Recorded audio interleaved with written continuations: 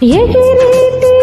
నవ్వొచ్చి పలికేటి జింకలొచ్చి నడిచేటి చేపలొచ్చి అడవికి రమ్మనగా కోనల్లో కొమ్మల్లో ఉయ్యాలు వేసి ఆ కొమ్మల్లో మల్లన్నీ రుచి చూసి పళ్ళల్లో మైకంతో కమ్మేసి చలిగా గిలిగా తొలిగా త్వరగా అటుగా ఇటుగా మరి నువ్వే నాకు ముద్దిస్తావని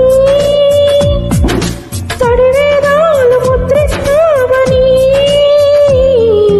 నమ్మడానికి ఎంత బాగుందో